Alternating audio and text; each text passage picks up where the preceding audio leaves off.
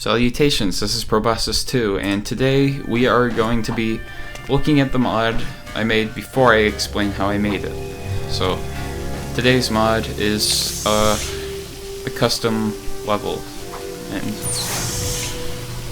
it's not custom as in you made the entire level, or I made the entire level, but I made a custom level slot. And this is what it looks like. Normally there's only 5 levels here. This is the final one, but I added a 6th, and it's named Custom Level. It's an ingenious name, I know. So, I tried doing everything custom here, and the levels, the rooms themselves, are actually taken from LEGO Indiana Jones and LEGO Star Wars: The Complete Saga. And one thing I forgot to mention in my last video was that in LEGO Star Wars: The Complete Saga, if you want to port levels from that game, that most of the time they will crash even when you hex edit them. One of you pointed out that I forgot to mention that, so I just mentioned it. And Santa Claus, I ported some characters too. Santa Claus from LEGO Indiana Jones actually has an icon that you never see in the game, because no, it isn't referenced in his text file. So I added that back in, and I put him in LEGO Batman. His animations, and the same with the Mummy, who also has an unused icon, despite not being a playable character. Their animations are both common animations from LEGO Batman, because I didn't feel like porting the animations from LEGO Indiana Jones. And there's more details in that. And it's Jabba the Hutt again, but this time I gave him a proper icon. And it's actually, this is the first custom icon, like completely, because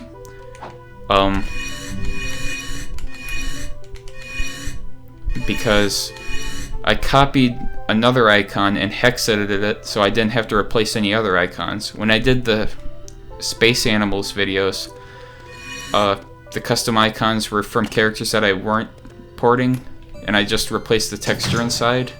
But this time I hex edited the names inside the GSC file, so it's completely custom. And Lando Calrissian is here, and he has hazard protection, and he can high jump. So that's gonna be handy later. And the Centaur, who I also gave a custom icon, though you can't really see it because it's a shadow. I can't figure out why that is, and he punches kind of weird. I think I should experiment more with him. But anyways, the only real way to progress in this level is to use the penguin, or this room, I mean. Oh, and I just completely failed at that. Back up. And there we go. And I replaced the citizens in this room with battle droids and the enemy soldiers. And I kind of made it, I was trying to make it look like they teamed up and took over Venice. And over here, you'll see some droidicas come out. So that's what a droidica looks like. And that's because of the older animation format, I'm assuming. But I could be wrong about that.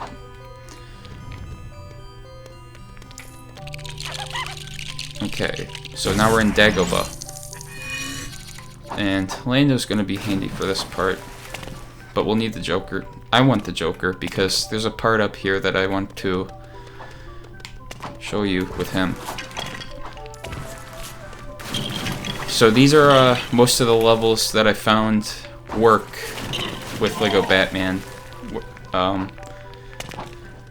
So this is Dagobah B. The last one was Venus A. I should probably name them as I go along.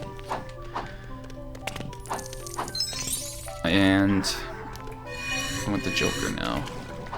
Okay.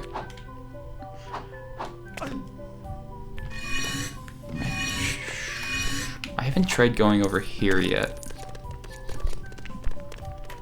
Okay, so this is already out, even though in LEGO Star Wars you would have had to use the Force on this block to get that those pieces to build that raft. But anyways, oh yeah, and the swamp water that normally kills you in LEGO Star Wars is like the slime in LEGO Batman, so that's why hazard protection applies to that. And so over here is, this is where that mini kit is. Okay. So, yeah. Where's the Joker? There, oh, I just passed him. Come on.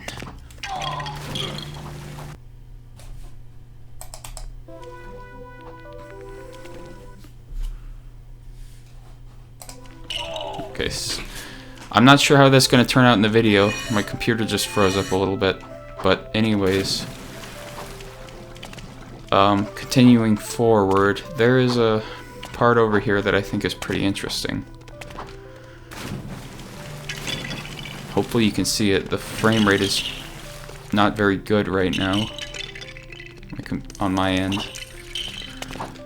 Normally where there's an R2-D2 panel, there is a Joker buzzer thing instead. And what's interesting is that even though it doesn't look like it's active, you can actually activate it and it brings up the panel like the R2 panel would. So it's like the Joker's buzzer is like just a reskin of R2's shocker. And this is Escape D, which is motorcycle escape from LEGO Indiana Jones. And this this tar right here is actually also just goo from LEGO Batman. Well, I mean, it's not just goo. This was made first, so the goo in LEGO Batman is like this, and yeah, you can walk through it. Yeah, it's the Joker.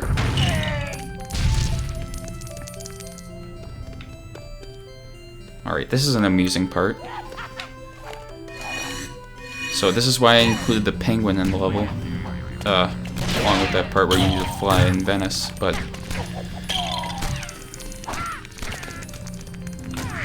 just blow these up.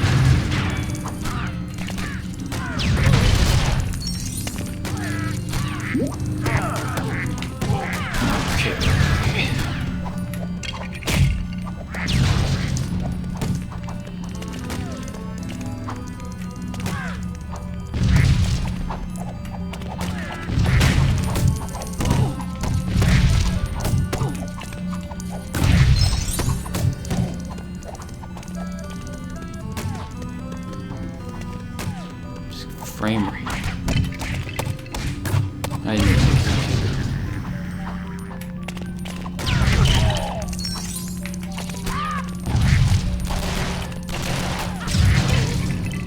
There we go.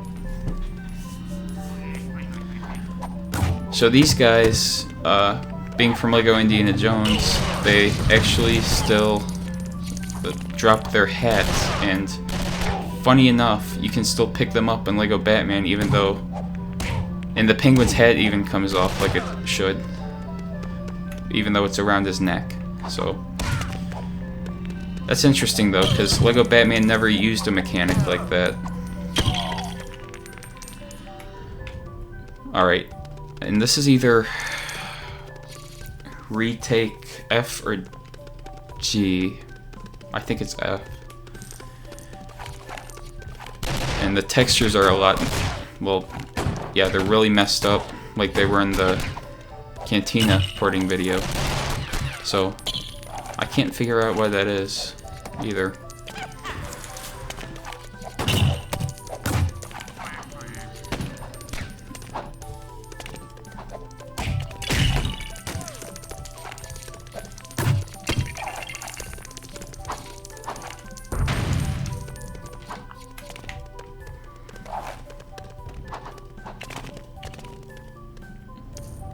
Okay, so this is the Well of Souls, and this is actually A2, not B, because B is a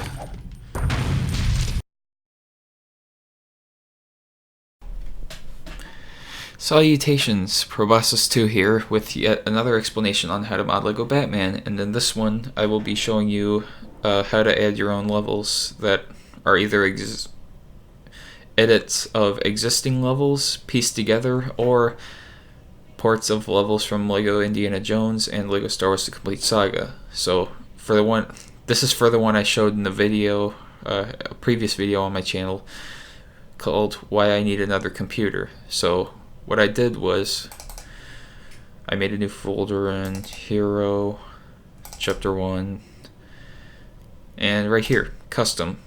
Custom is the internal name for the level I showed in that video, which is called Custom Level in the video. So, here are all the rooms, and I renamed each one to Custom, followed by whatever letter. They're in alphabetical order, the order they're in. So A is Venice, A.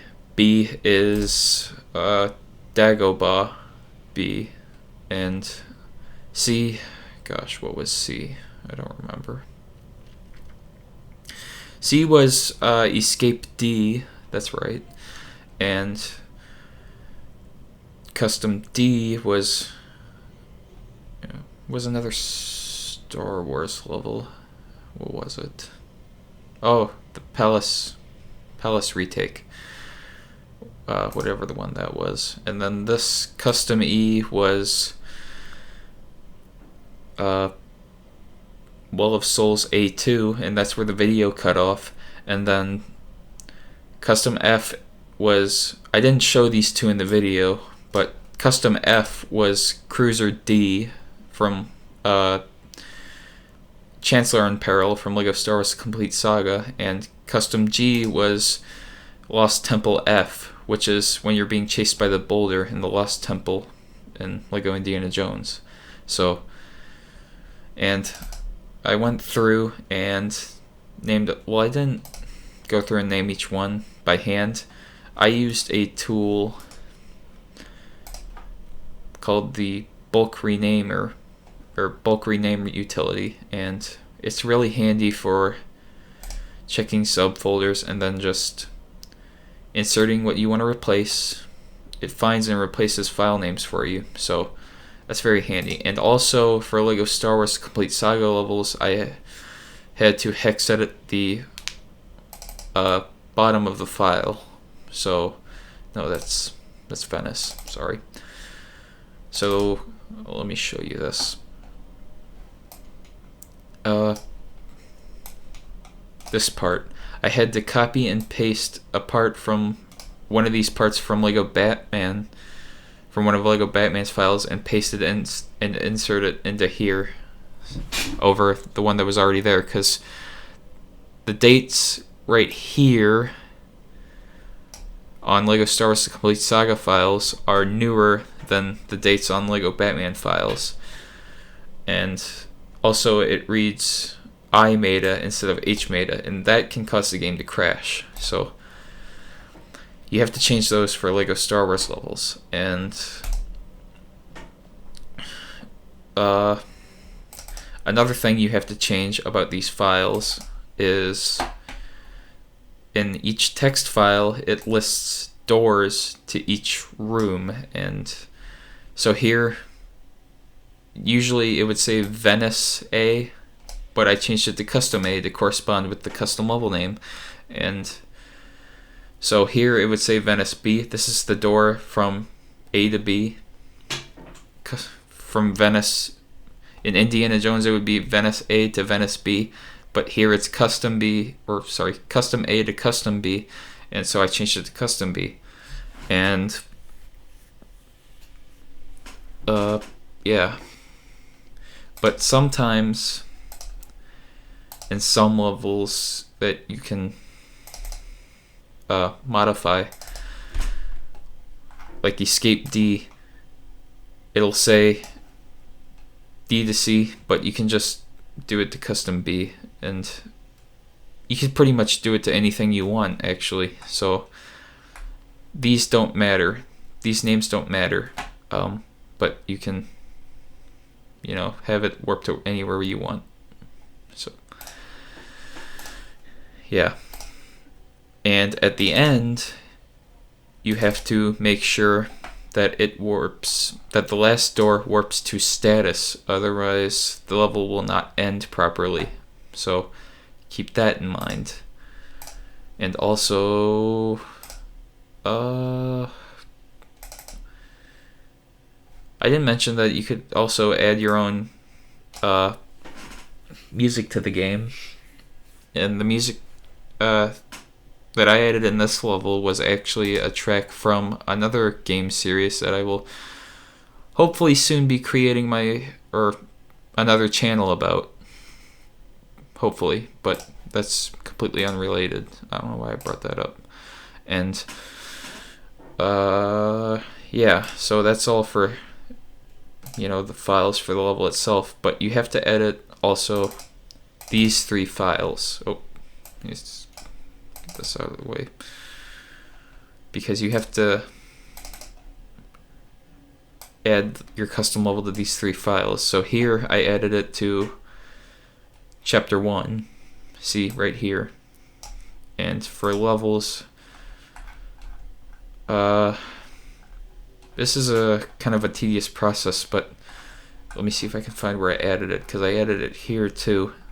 And you have to do this, otherwise, yeah, it will not load. So all that right here, and you even have to do one for status. If you don't do one for the status, then the level will not end properly. So you make sure you do that. And in areas, it's the same thing. Let me find it.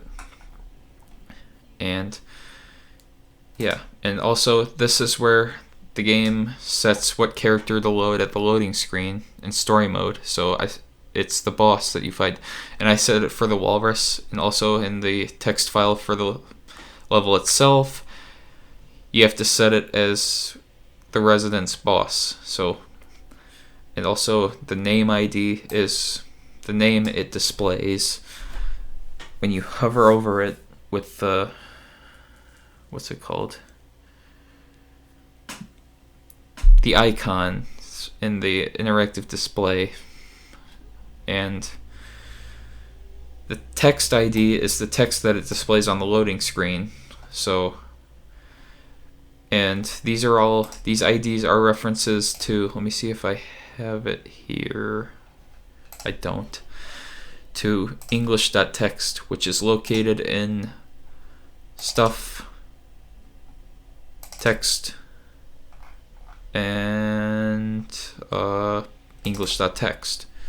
And so here are all the name IDs followed by the strings of text.